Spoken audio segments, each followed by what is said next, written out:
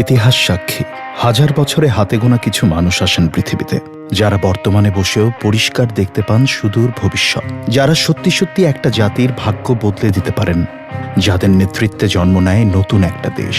কি নামে ডাকবো তাদের? অবিসংবাদিত নেতা, জাতির পিতা, পৃথিবীর মানচিত্রে যিনি নিজ হাতে এঁকে দিয়েছেন লাল সবুজের নিশান, তিনি সর্বকালের সর্বশ্রেষ্ঠ বাঙালি, বঙ্গবন্ধু শেখ মুজিবুর রহমান। ১৯৫২ সালের ভাষা আন্দোলনে তিনি ছিলেন তেজি ছাত্রনেতা। মানুষের অধিকার আদায়ে এক জীবনে ২৯২২ দিন জেল খেটেছেন বঙ্গবন্ধু। তার সুদীর্ঘ লড়াই সংগ্রামের বন্ধুর পথ পেরিয়ে অবশেষে এলো সেই মহান ৭১।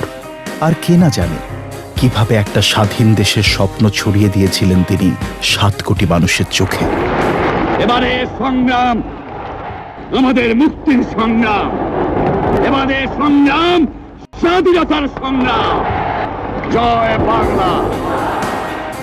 তারপরের ইতিহাস মুক্তির জন্য যুদ্ধ আর বিজয়ের ইতিহাস। ধ্বংসস্তূপের মধ্যে থেকে মাথা তুলে দাঁড়ালো অপরাজেয় এক জাতি, জন্ম নিল স্বাধীন বাংলাদেশ।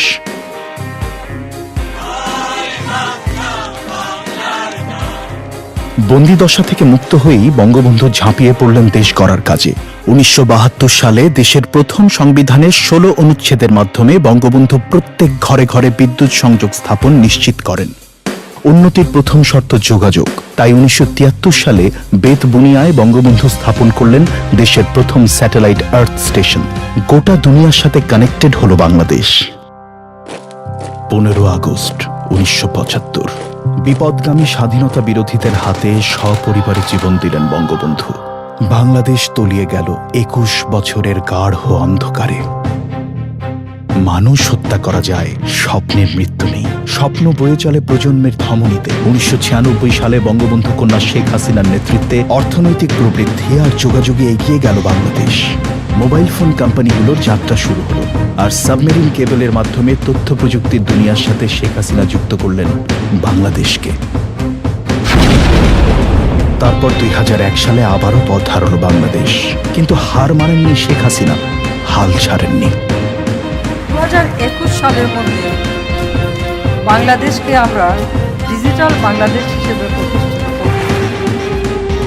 ২০০৮ সালে তথ্য প্রযুক্তিকে কাজে লাগিয়ে দেশের মানুষের অর্থনৈতিক মুক্তির পথে শেখ হাসিনার নেতৃত্বে শুরু হলো ডিজিটাল বাংলাদেশের নতুন অভিযাত্রা।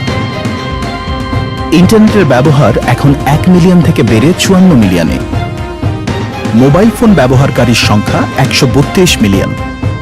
গ্রামে গ্রামে কম্পিউটার ল্যাব আর আইসিটি ট্রেনিং এখন দক্ষ জনশক্তি তৈরি করছে।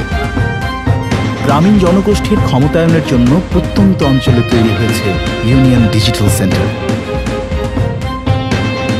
লার্নিং অ্যান্ড আর্নিং ডেভেলপমেন্ট প্রজেক্টের মাধ্যমে আউটসোর্সিংয়ে আগ্রহীদের ট্রেনিং দেওয়া হচ্ছে।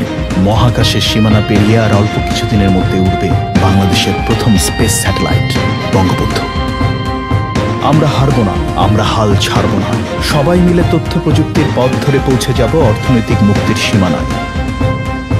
শেখ হাসিনার ডিজিটাল বাংলায় ২০২১ সালের মধ্যে শতকরা ১০০% মানুষই ইন্টারনেট ব্যবহার করবে, আর বাংলাদেশ হবে পৃথিবীর আইসিটি ডেস্টিনেশন। জয় বাংলা, জয় বঙ্গবন্ধু।